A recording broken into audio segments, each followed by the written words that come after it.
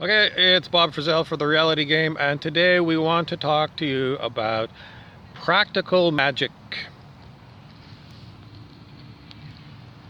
And the question is, can we morph the human body? A morph was shown like in Terminator movie and in Harry Potter, where Professor McGonagall morphed from a human form into, we think maybe it was a mouse or something. Is it possible to morph a human body?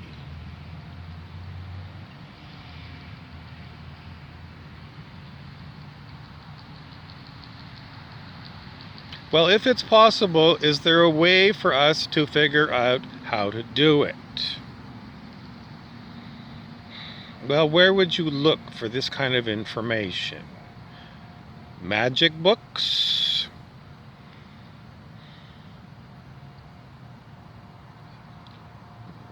Books like on how to manifest things, because you want to manifest a change in the body?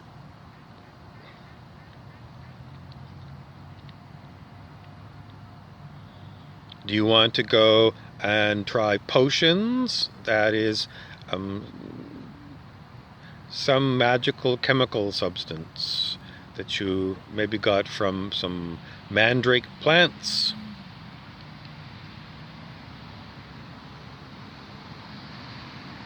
Eye of Newt.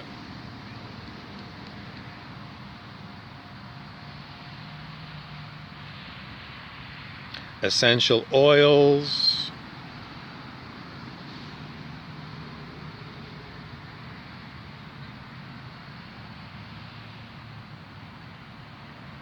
Or do you want to use the mind itself, the intellectual mind, let's call it?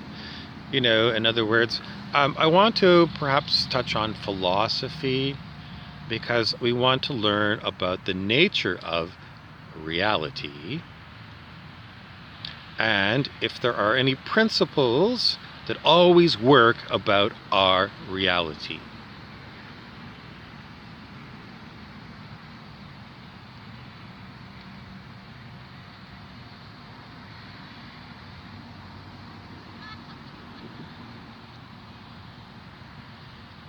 And then we might look at examples of people who have superhuman powers. And then look to see if we can learn their methods. So if Jesus could turn water into wine and raise the dead, fix people who have got deformed limbs,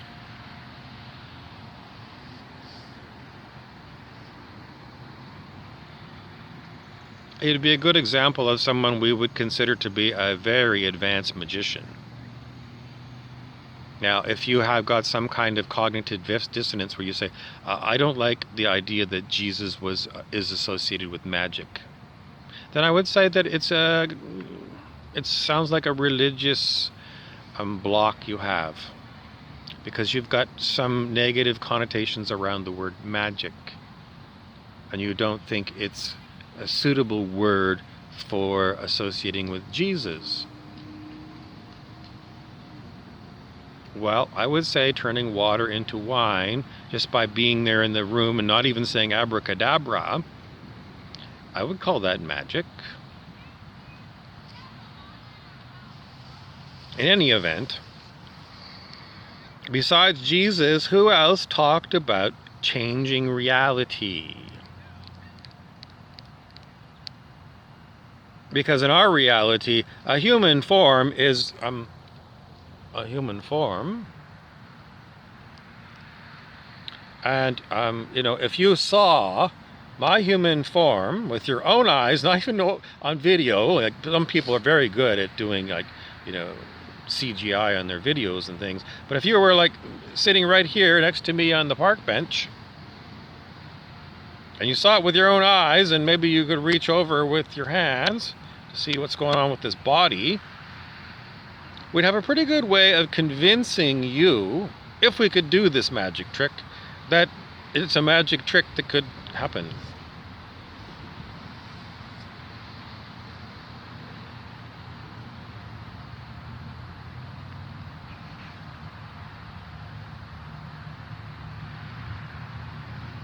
So the practical magic trick, do I know how to do this morph manifestation, morphing this body into, say, a squirrel? The answer is no. I don't know. You can just turn the video off right now because I don't know how to do it. So what I'm looking for is to glean clues from people who are said to be able to do this trick. And I look for general ancient wisdoms. You know, you can go back to ancient Greece. They always say that, you know, they thought of everything in ancient Greece. So if you're going to learn about, you know, what really smart people said, it's not just dumb. I mean, you know, you think of like, these Greek writings are definitely intelligent. So they're worth looking at. And then you have to try and figure out what they really mean. Because it was really written in ancient Greek and translated into English. So are the words that you're getting in English, are they helping you or hindering you? What if you go back and you look at the ancient Greek and learn ancient Greek as best as you can, you know, today, to understand? I don't know. How far do you want to go down that path? There's lots of people that I want to read about, not just the ancient Greeks. So if it's going to take me, I don't know how long it takes you to become an expert in ancient Greek. Let's say one, well, when I was learning French as a second language, was I proficient at French after a number of years of French education? No. I didn't have the vocabulary that I have in English. So, no, I don't want to spend years learning ancient Greek. But I still want to try to perceive what the ancient Greeks were saying. And then I'm going to move on to somebody in South America. Maybe somebody from the Inca civilization. I've already been to the Hawaiian civilization. As best information as I could get when I actually visited there and read a number of textbooks. One of the so-called Hawaiian teachers, and this is up for debate apparently, but Serge Kahili King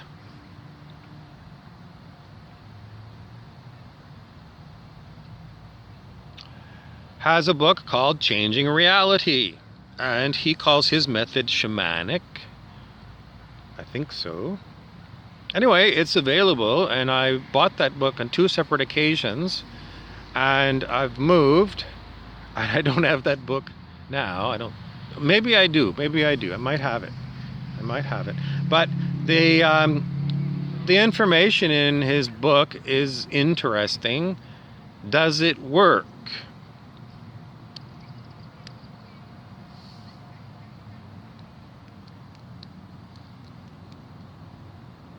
And if it does work, I mean, if it doesn't work, for me, is it because his information that he's passed on is bad, invalid, or it doesn't work for me because I've got some block somewhere in my consciousness that are not allowing this to work? In other words, I'm an amateur and he's a professional. It works for him because he's a professional. It doesn't work for me because I don't know all the ins and outs that he does. He grew up in one of these Hawaiian families. So, am I saying it doesn't work?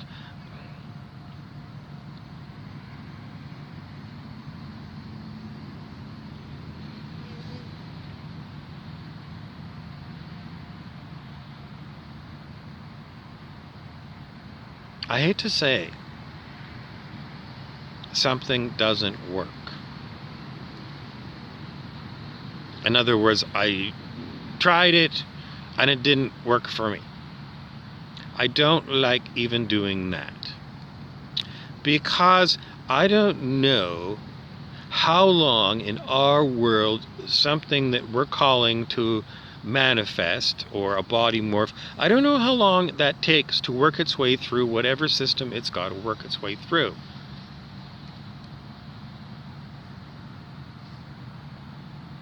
And something that somewhere along the line I asked for, maybe using her Serge's technique or somebody else's technique, and if all of a sudden it shows up 10 years later, well, if I said that the technique didn't work, then I'm wrong. So, how many of these manifestation spells have I got out there waiting for them to manifest? Probably quite a few. Was it a mistake? Yes, it was a mistake for me to ask for whole kinds of stuff because, that's what we were taught to do. Ask and it is given is somebody else's textbook on magic. The thing is, the Sorcerer's Apprentice might be able to manifest all kinds of stuff at the wrong time. It shows up at a time you don't want it. You're having a lovely sleep, and all of a sudden a bunch of stuff shows up in your reality, and it wakes you up, and you're like, I'm tired. I would prefer to continue to sleep right now than to be woken up by all of this stuff that just manifested. So it's because as an amateur, and everyone on planet Earth is an amateur, we are going to make the best job we can, and it's pretty much somebody says trial and error. In other words, you try it and see if it's going to work, and if not, you try something else, and for some reason that's called trial and error. In any event, apparently I have not morphed this physical body, and that was practical magic. So I'm going to try to say, what is the instance of this? Quite a few. I remember there was a movie called The Men Who Stare at Goats. It had George Clooney in it. And it was about U.S. military men who were tasked to see if they could develop psychic powers. Because the military thought, if some other country develops psychic soldiers and we don't have them, then we might get caught with our pants down. So if you're a military man, you never write off these super weapons and super soldiers. It would be dumb to write them off and write it off and say it's impossible. Humans can't do that.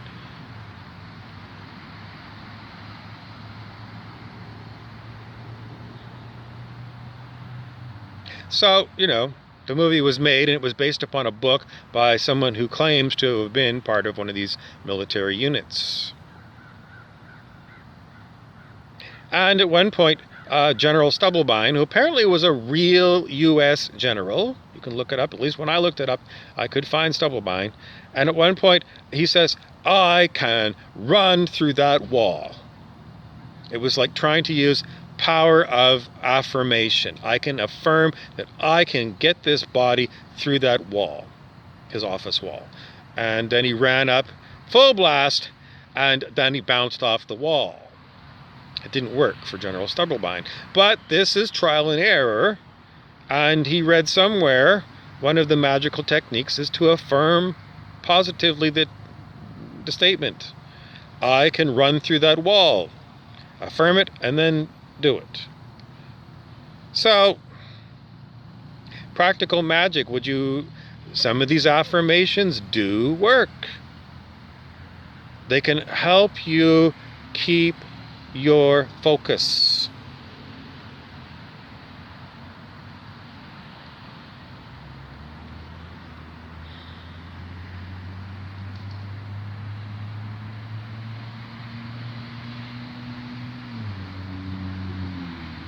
One time I was on set, and a certain actor did a positive affirmation before the filming of the shot. She wanted to get herself into the right mental frame of mind so that she could be the character delivering the line properly in the TV show. And I was right there. I was a movie extra, and I was watching her, and I watched her do a positive affirmation. And then she delivered the line, and it worked perfectly.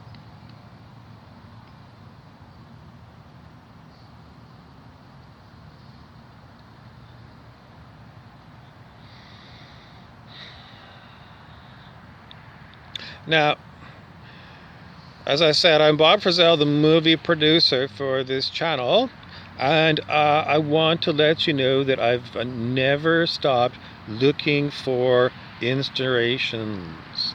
An inspiration is a constant looking at what reality is presenting to me every moment. So right now, reality is presenting to me, besides the park, various people come by. Various cars and trucks go by. It's gone from being daytime to twilight.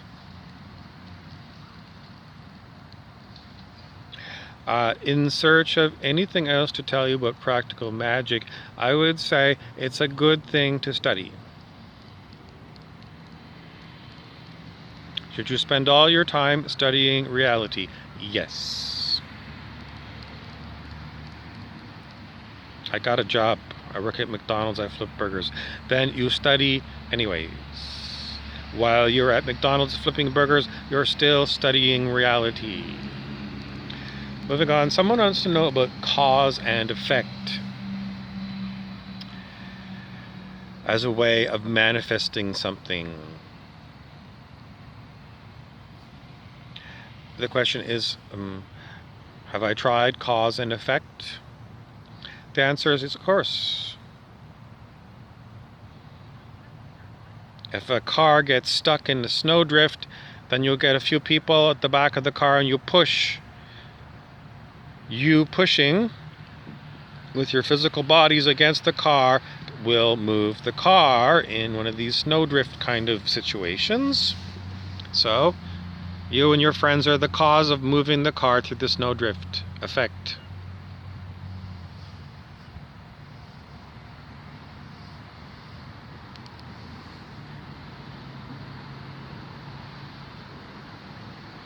What causes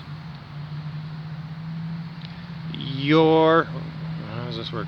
You want to move the car with your physical body.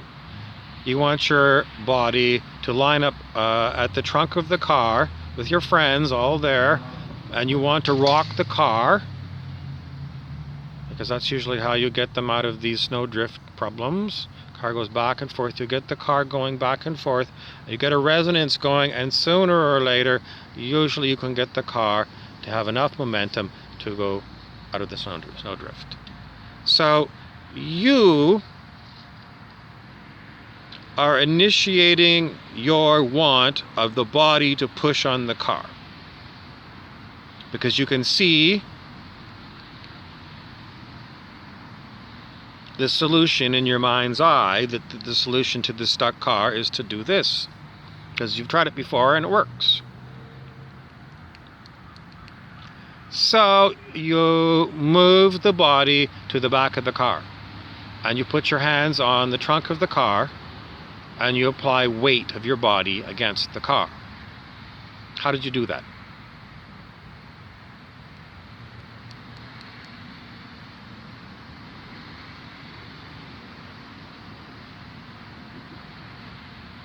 What I mean is, I described what it appeared you were doing in words. But not in words, the actual doing of that operations. How did you do that?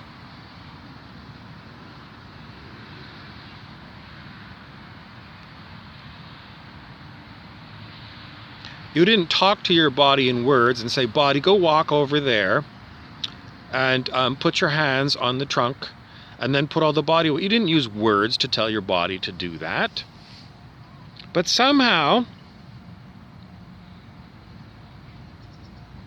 you caused that chain of movements that eventually ended with the car getting through the snowdrift. How do you move this physical form? with your consciousness? What does your consciousness do to get involved with what we, well, I hate to say it, physical matter? Because I just did a couple of talks about there's no physical matter. It's a mistake. But, for this, in English, how does your conscious intention move this? How does the consciousness move this hand up and down like this? How does that happen?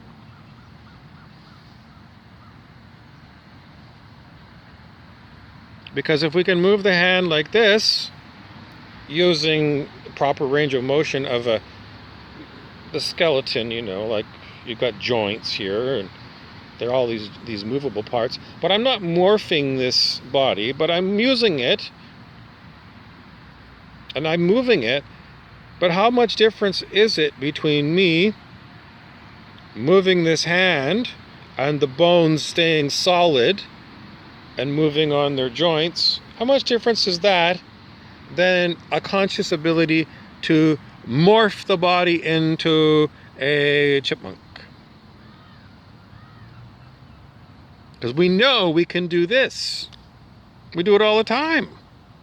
It's consciousness moving matter. I just want to move the matter in a different way so it assumes a different form. Should we be able to do that?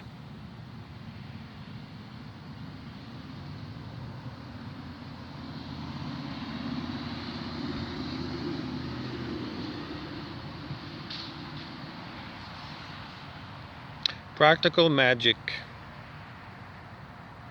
So what comes to my mind for this study is to spend a lot of time studying the reality of, okay, when I move my arm, I'm like meditating and focusing on, I'm trying to watch, I'm trying to sense what is going on in my consciousness as this is moving. I'm trying to sense, is there something there? Is there like a switch there or something? To learn more about what am I doing every day, all the time, so that I can get more control over mind over matter, because that's what we're doing with this. This is mind over matter, right? My arm is what you would call matter, and my mind is move it. So it's my mind moving this matter. So we do mind over matter in this limited way. So you could say, okay, why is it limited? And I'm going to say, well, it's because that's the way that these two arm bones they reticulate that way.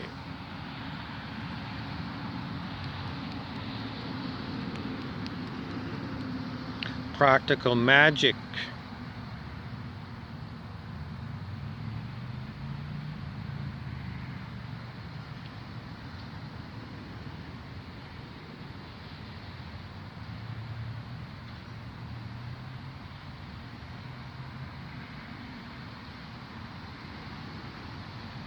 Thank you for watching. Please subscribe and share.